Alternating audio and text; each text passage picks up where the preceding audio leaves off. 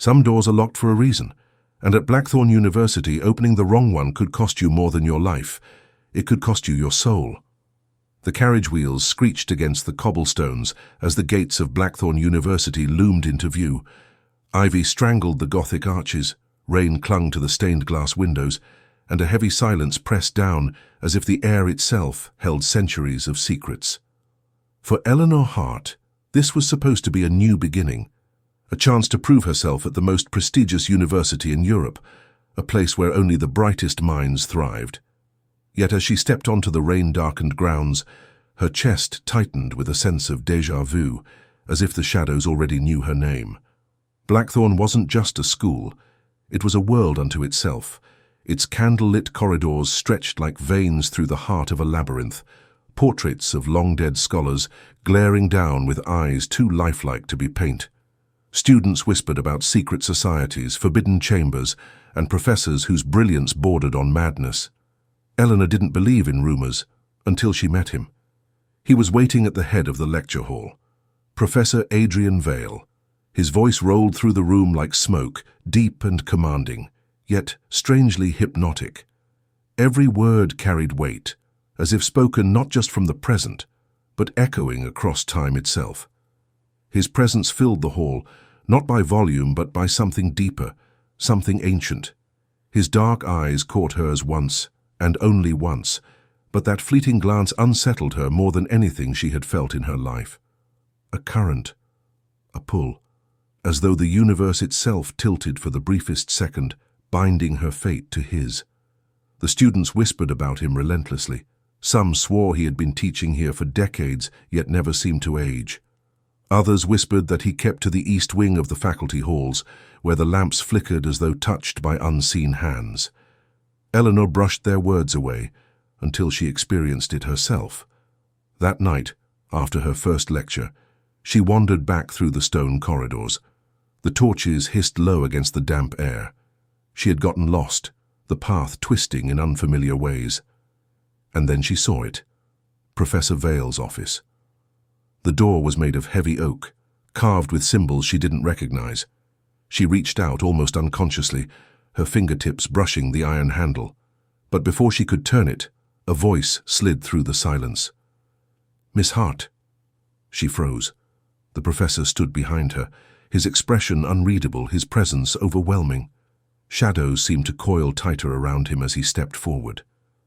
"This door," he said softly, almost a whisper, "is never to be opened. Do you understand?" His gaze locked with hers, sharper than any blade, and for the briefest moment his eyes weren't human. They burned like embers hidden beneath ash. Her heart raced. She wanted to pull away, to apologize, but she couldn't move. She was caught, trapped in the weight of his stare. Finally, he stepped back, his voice low and measured. "Curiosity," he said, "is the beginning of knowledge, but it is also the beginning of ruin." He turned, leaving her trembling in the corridor. The torchlight flickered violently, as though the very walls had exhaled. And as the heavy sound of his footsteps faded into the distance, Eleanor realized one thing. She wasn't going to stay away from that door. If you're already hooked by Eleanor's first night at Blackthorn, don't forget to subscribe and follow this story. Things are only going to get darker, and you won't want to miss what's waiting behind that locked door. Later that night, as she lay in her dormitory bed, Eleanor jolted awake to the sound of something scratching against her window. Heart pounding, she crossed the room and pulled back the curtain. Nothing was there, only the black ivy clinging to the glass. But when she turned, she froze. On her desk sat an envelope she hadn't left there. A single note written in crimson ink. "The professor's secret is not what you think." And in the corner, smudged into the parchment, was a symbol, the same one carved into the forbidden door. Eleanor didn't sleep that night. The crimson-inked letter sat on her desk like a living thing, daring her to touch it again. The symbol etched in its corner burned in her mind. It matched the carvings on the professor's forbidden door exactly. She tried to convince herself it was a cruel prank, some elaborate initiation trick by the older students. But the ink wasn't dry. It gleamed faintly in the candlelight, as though pulsing with its own heartbeat. By dawn, she had made up her mind. Answers wouldn't come from hiding. If there was a truth behind Blackthorn's whispers, she would find it. And there was only one place where the university's secrets were said to breathe: the library. The Blackthorn Library wasn't like others she'd known. Its entrance stretched like the mouth of a cathedral, archways looming with gargoyles, iron doors groaning as though reluctant to open. Inside, the air was damp and heavy, perfumed with ancient parchment and candle wax. Row upon row of books towered above her, ladders rolling silently across the shelves, as though moved by invisible hands. At first it was quiet, eerily so. Eleanor wandered between aisles, running her fingers over cracked leather spines, occult histories, forbidden sciences, curses of antiquity. She felt both thrilled and unsettled. These weren't the kind of books meant for students. Then came the first sign. A thud echoed. One of the volumes slipped from the shelf, hitting the floor with a hollow sound. She bent to pick it up, but when she did, another fell, then another, all from different aisles, as though something unseen was circling her. Her candle sputtered violently, then went out, leaving her in pitch black. And in that suffocating darkness, she swore she heard breathing. Not hers. Not close, but near enough to remind her she wasn't alone. When she finally relit the flame, she noticed something strange. A book lay open on the floor, its brittle pages crinkling. She hadn't touched it. And yet, it had opened to a diary entry. The handwriting was hurried, almost desperate. They say he never dies. They say he is bound to this place, trapped by his own hunger for knowledge. Professor Vale. The name has remained the same for 100 years. I fear tonight will be my last entry, for I feel his shadow in my room as I write this. Eleanor's blood ran cold. Her heart pounded so loudly she thought the shelves themselves could hear it. The diary belonged to a student, one who had vanished decades ago, and the name written in ink, unmistakable and repeated again and again, was the same as her professor's. Before she could turn the page, a voice sliced through the silence. Miss Hart. Her candle nearly slipped from her hand. Professor Vale stood in the archway of the aisle, his figure cloaked in shadow, only his eyes catching the flicker of her light. You should not be here, he said, his tone calm but edged with something darker. The library does not welcome wandering souls at night, especially not curious ones. Eleanor stammered, clutching the diary to her chest. I was just reading what was not meant for you. His steps were silent on the stone floor as he closed the distance between them.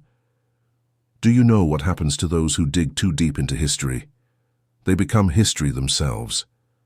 Her lips parted, but she found no words. He was too close now, the candlelight catching the sharp line of his jaw, the hollowness in his expression. His voice dropped lower, intimate, as though speaking a truth he wished he could take back. For your own safety, Miss Hart, leave this alone. Close the book. Forget the name you've seen. Do not look for answers that should remain buried. He reached for the diary, his hand brushing hers, cold, unnaturally so.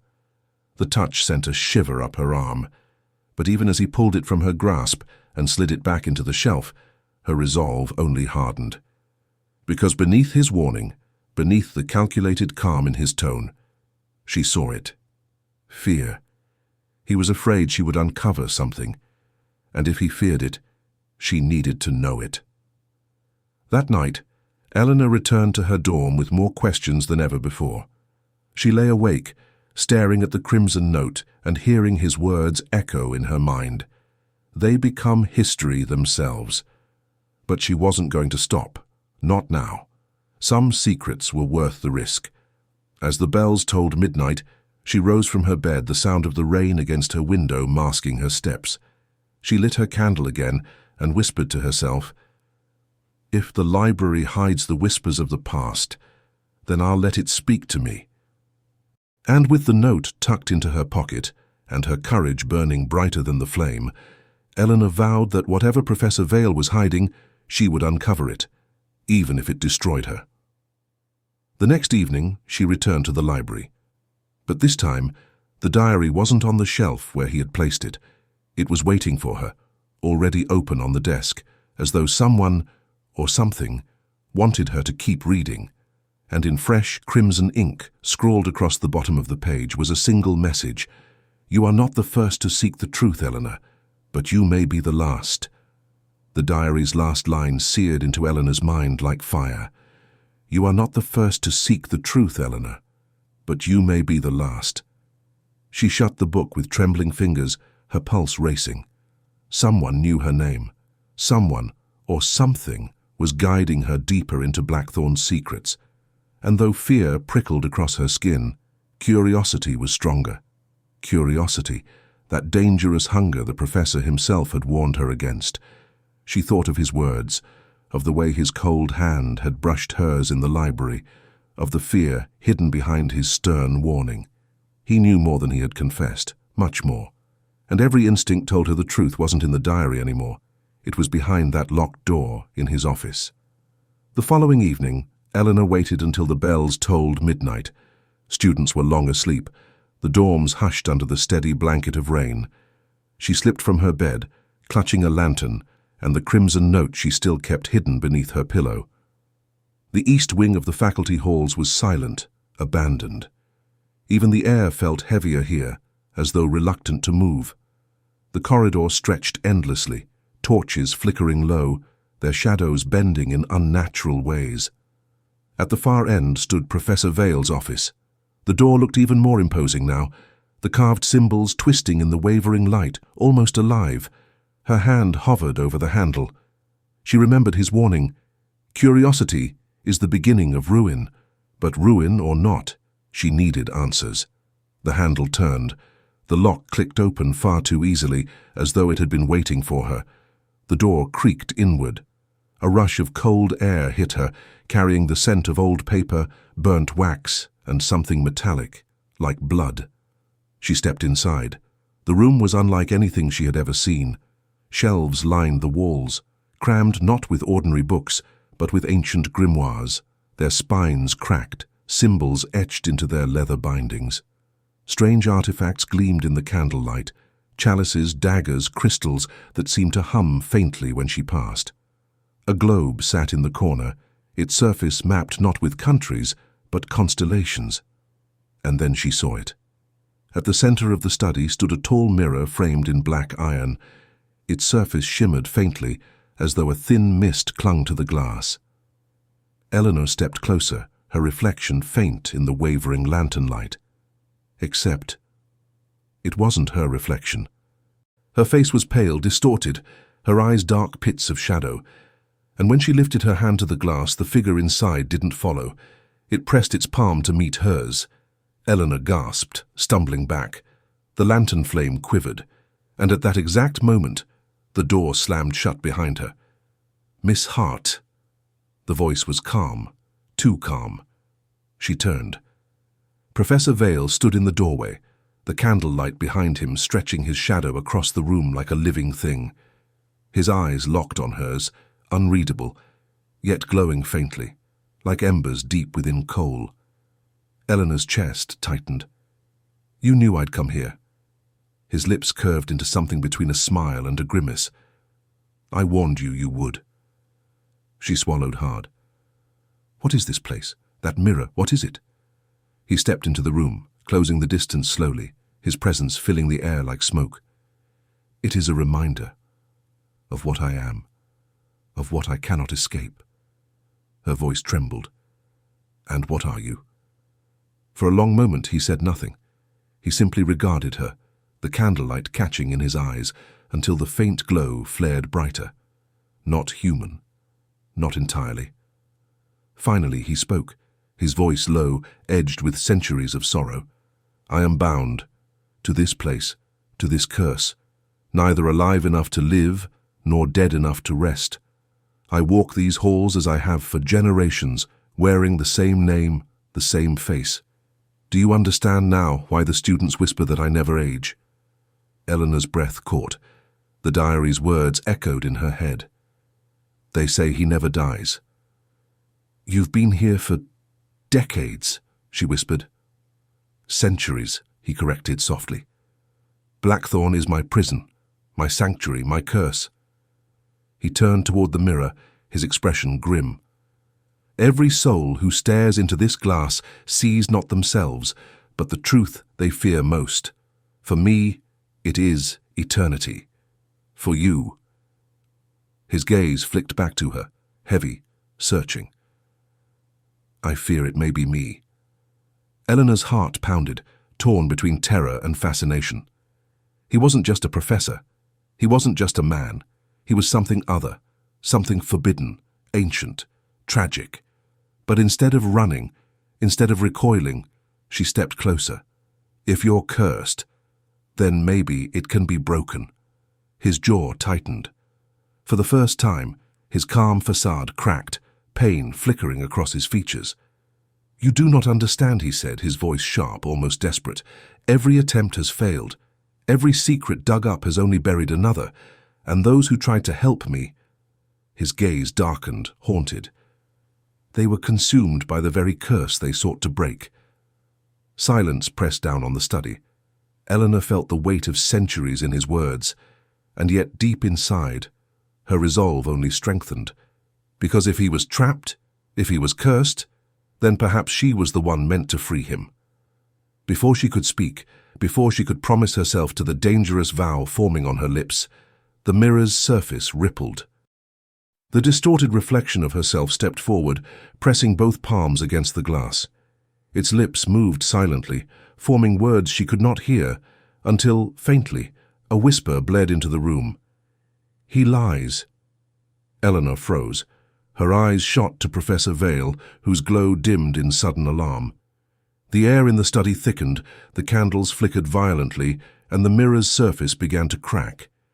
And in that instant, Eleanor realized two truths. The professor was cursed, and he was not telling her everything. The mirror splintered with a sound like breaking bone. Eleanor stumbled back as cracks spread across the glass, the reflection inside still whispering soundlessly. Professor Vale raised his hand sharply, chanting under his breath in a language she didn't recognize. The shards quivered, held together by some unseen force, until, suddenly, the room fell silent. Only then did she see the flicker of fear in his eyes. You should not be here, he said, but the words lacked their usual weight. He looked shaken, human, almost. Eleanor's voice trembled. That thing in the mirror, it said you lie. His jaw clenched. Reflections are tricksters. They prey on fear, on doubt.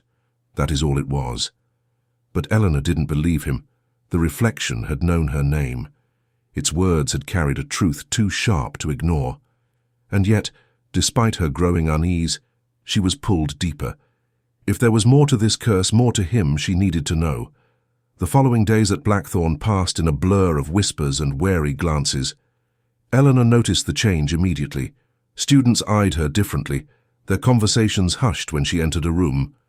Once, in the candlelit corridor outside the lecture hall, she heard two girls sneering, "She thinks she's special, sitting in the front row like that." Professor Vale doesn't even look at anyone else anymore. Pathetic. Their voices dripped with jealousy, but it wasn't only students who noticed. Professors too, men and women with sharp gazes and sharper tongues, watched her with an intensity that felt dangerous. And at night, in the solitude of her dorm, Eleanor studied her family's old letters. She had written to her grandmother out of desperation, asking about curses, about Blackthorn, about Professor Vale. The reply came faster than expected. The letter was brief, but its words chilled her. "Child, you should not have gone to Blackthorn. Your blood is tied to the Vale curse. Our ancestors made pacts better left forgotten. Do not get close to him. The curse will not spare you." Eleanor's hands shook as she read it over and over. Her family, her bloodline, was tied to him, bound to the very curse that chained him to the university. She thought back to his warning. Those who tried to help me were consumed. Was this what her grandmother meant? That her family had tried once before? That the curse had claimed them? The revelation haunted her, but there was no time to dwell. A tension had spread across the university like frost. Secret meetings whispered in hidden chambers, glances exchanged that carried too much meaning. And then she heard the name. The Order of the Veil. A clandestine society buried deep within Blackthorn, older than the university itself. Their goal: to control, exploit, and weaponize the very curse that bound Professor Vale. They had been waiting for centuries for a chance to act, and now, with Eleanor's bloodline entangled, they had one. It happened during a midnight lecture. The room was lit only by candles, the professor's voice filling the silence as he spoke of ancient texts, his words a rhythm of knowledge and command. Eleanor sat near the front, her gaze fixed on him, not just as a teacher, but as something more, something forbidden. And then the candles snuffed out. One by one, the flames vanished, plunging the hall into darkness. A cold wind swept through the chamber, though the windows were sealed. Whispers slithered through the air, voices not belonging to any student. The shadows lengthened, twisting, moving on their own. Eleanor gripped the desk, her heart hammering. "Professor!" Before she could finish, figures emerged from the dark. Hooded, cloaked, their faces hidden, their voices chanting in unison. The order had come. "Adrian Vale," they intoned, "your time of solitude ends tonight. The curse is not yours to guard, it is ours to wield." The students screamed, scattering, but the doors slammed shut, as if sealed by invisible chains. Eleanor rose to her feet, panic surging as one of the cloaked figures lunged toward her. "Take the girl," a voice commanded. "She carries the bloodline. Through her the curse can be broken or reforged." The figure grabbed her wrist, icy fingers burning her skin. She cried out, struggling, but before the sound fully left her lips, everything changed. Professor Vale moved. One moment he stood still, his face calm as stone. The next, the air itself bent around him. His eyes flared, glowing like twin embers in the night, his presence filling the room with something not human, something vast and terrible.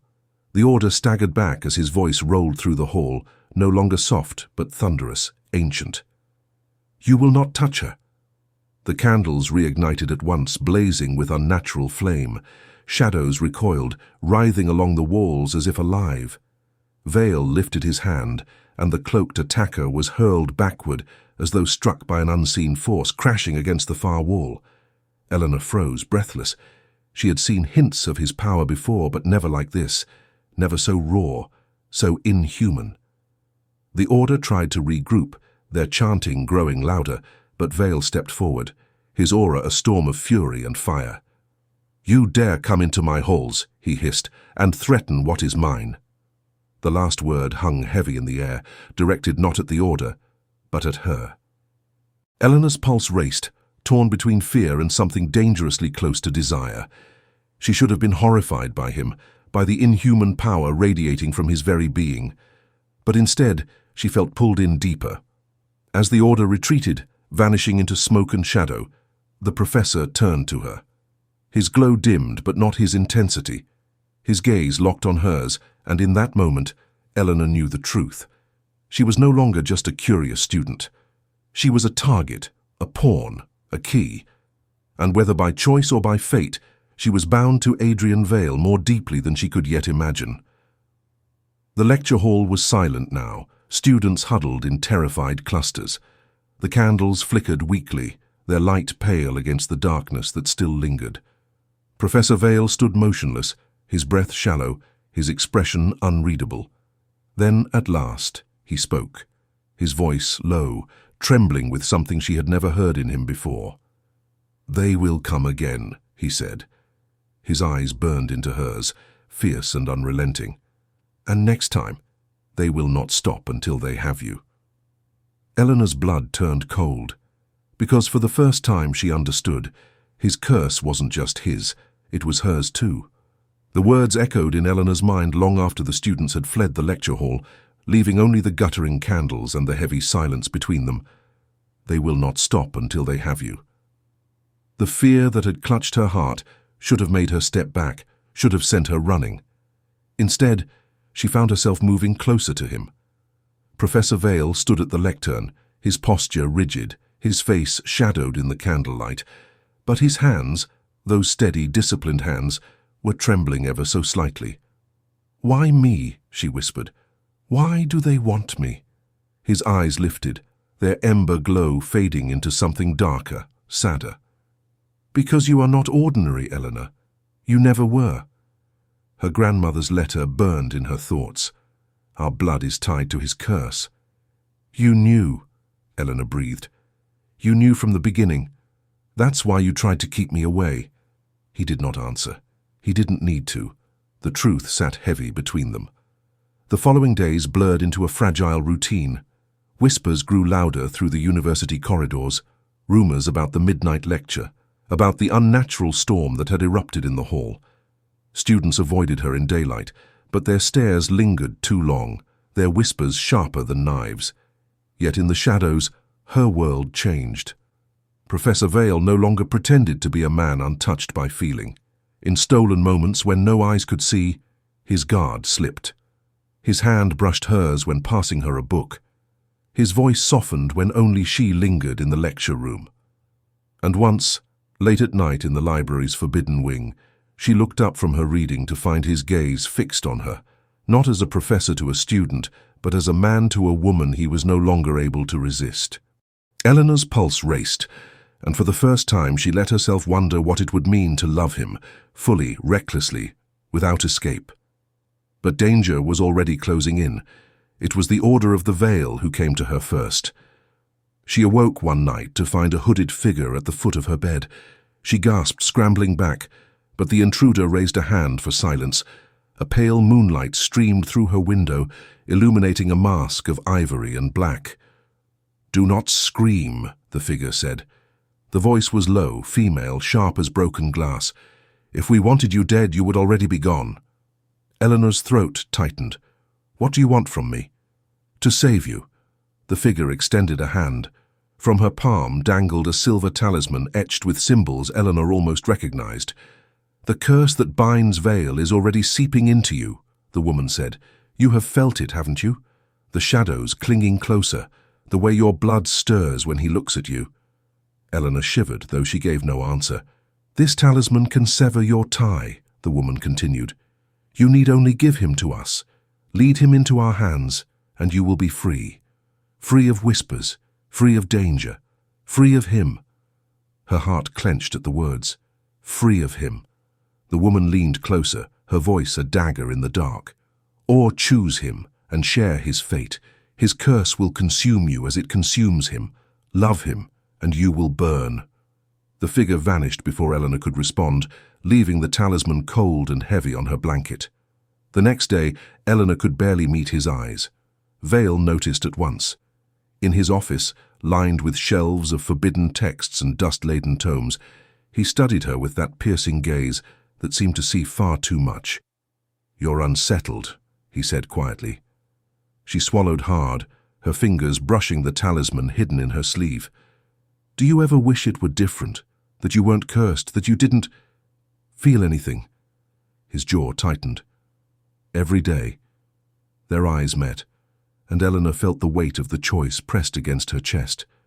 She wanted to tell him about the order, about the deal they had offered, but the words stuck in her throat. If she confessed, he would never trust her again. And if she betrayed him, she would never forgive herself. That night, it happened. She found him in the courtyard, the moon painting silver light across the stones. He stood with his back to her, his silhouette tall and haunted. When he spoke, his voice was raw. "You should leave this place, Eleanor. Leave me." Her heart stuttered. "Is that what you want?" Silence. Then he turned, his eyes burning in the moonlight. "No," he said. The word escaped like a broken prayer. "But it is what will save you." Eleanor felt her resolve shatter. She crossed the space between them, her hand finding his sleeve, trembling. "I don't care about being saved. I care about you." For a moment he let her touch linger. His face, usually carved in iron, softened. Desire, anguish, and something dangerously close to love warred in his expression. Then, with a pained breath, he pulled away. "You don't understand," he said. His voice trembled now. "I am not a man you can love without consequence. I have fought this curse for centuries. Everyone who tried to stand at my side was destroyed. I will not let you be the next." Before she could speak, before she could beg him to stay, he was gone, his cloak vanishing into the night, into the labyrinth of stone staircases that led beneath the university. The last she saw was the flicker of torchlight as he disappeared into the catacombs. Eleanor stood alone in the courtyard, the cold talisman still hidden in her sleeve. The night air pressed heavy, the silence louder than screams. The Order had given her a choice. Her heart had already made it. But as the darkness swallowed him whole, she realized the terrible truth. Loving him would not just risk everything, it might cost her everything. The bells of Blackthorn tolled midnight, their sound rolling across the university grounds like an omen. Eleanor clutched the cold talisman in her palm, its weight dragging at her like guilt. She stared at the black mouth of the stairwell, where Vale had vanished into the catacombs, and for the first time, she understood the magnitude of what lay before her. If she followed him, she might never return. If she didn't, she would lose him forever. Her decision came as naturally as a heartbeat. The air grew colder with every step she descended. The stairwell spiraled down into ancient stone passages, the walls slick with damp moss. Her lantern flickered against carvings older than the university itself, sigils of protection, curses, warnings written in a dead tongue. As she pressed deeper, whispers rose around her.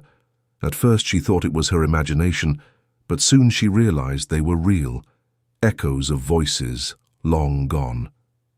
Turn back. He is lost. You will burn too. She ignored them. Every corner she turned, every shadow she passed through pulled her closer to the truth, and then she heard it, his voice, Vale's voice, strained, echoing through the labyrinth. Eleanor, you shouldn't be here. She ran. At last the tunnel opened into a vast underground chamber. Torches burned in sconces carved into the walls, casting red light over a circle of masked figures. The Order of the Veil. They stood around an altar of black stone, its surface inscribed with blood-red runes. And bound against the altar, struggling against chains of shadow, was Vale. His eyes glowed fiercely, but his strength was ebbing. Each shuddering breath betrayed how close the curse was to consuming him. The masked leader stepped forward, a tall figure cloaked in crimson. Her voice rang cold and triumphant. The curse ends tonight, girl, one way or another. You hold the key. With your blood, the bond between him and this place will finally break. The Order raised their voices in unison, chanting in an ancient tongue. Shadows thickened, curling like smoke, wrapping tighter around Vale. His body jerked against the restraints, a growl of defiance ripping from his throat. Run, Eleanor, he shouted, his voice cracking with pain. Don't give them what they want. But she stood frozen. The talisman burned in her palm, the choice heavy in her chest. And then, like a spark, she remembered the diary pages she had found in the library. The words had seemed like ramblings, fragments of madness, but now they fit together. The curse is bound by blood, but only love can unmake it. A soul for a soul, bound eternal. One must choose to stay. One must choose to sacrifice. Her breath caught. The truth was simple and devastating. To free him, she had to give herself to the curse. Not betray him, not abandon him, but chain herself to his fate. Her heart hammered as she stepped forward into the circle. The leader's eyes glinted beneath her mask. Yes, choose wisely, child. Eleanor raised the talisman high, and for a moment she hesitated. Freedom was within her grasp. She could walk away, live a life untouched by curses or shadows, and let him fade into legend. But as her gaze fell on Vale, his eyes locked to hers, filled not with pleading but with desperate, unspoken love, her choice became clear. I will not betray him, she whispered. Her voice shook, but her resolve did not. If his soul is cursed, then bind mine to his. If he burns, I burn. If he is doomed, then let me be doomed with him. With a cry, she slammed the talisman against the altar. It shattered, releasing a shockwave of light that hurled the masked society backward. The chamber shook. Torches flared wildly, shadows shrieked and scattered, and the chains of darkness around Vale cracked and split. But the curse did not vanish. It shifted. From him to her. Agony ripped through her body as the runes of the altar flared and burned into her skin like fire. She gasped, her knees buckling, but Vale broke free and caught her in his arms. "No!" His voice was ragged, breaking. "Eleanor, why would you do this? You don't understand what it means." Her hand rose to his cheek, her touch trembling but fierce. "I understand everything. I chose you." And in that moment, the curse broke. Above them, the bells of Blackthorn tolled. Not midnight this time, but dawn. The sound rolled down through the stone corridors, echoing through the catacombs, as if the university itself bore witness to the breaking of a centuries-old spell. The masked figures of the order lay scattered, their power broken, their voices silenced. The chamber grew still, the torches dimming until only the soft glow of morning seeped through cracks in the stone ceiling. Vale looked at Eleanor, awe and anguish mingling in his expression. He touched her face gently, almost reverently. "You have bound yourself to me. Do you realize what you've done?" She nodded weakly, her lips curving in a fragile smile. "Yes, and I don't regret it." His forehead pressed against hers, his voice barely more than a whisper. "Then we are one. Forever." Their lips met, sealing not just a kiss, but a vow, an eternal tether forged in love and sacrifice. When Eleanor and Vale emerged from the catacombs, the first rays of dawn painted the ivy-covered towers of Blackthorn in gold. The world above bustled on, unaware of the battle waged beneath their feet, unaware that a curse had ended and a legend had begun anew. Students whispered still of the enigmatic professor, his unearthly aura, his impossible eyes. But now, when he walked through the candlelit halls, she was always at his side, bound by love, bound by curse, bound forever. And somewhere, deep in the silence of the library, the final page of the diary seemed to rewrite itself in ink of blood and shadow. The curse was broken not by power, nor fear, nor betrayal, but by love, the kind that does not fade, even in darkness. The bells tolled again, their sound a promise that the story of Blackthorn would never be forgotten.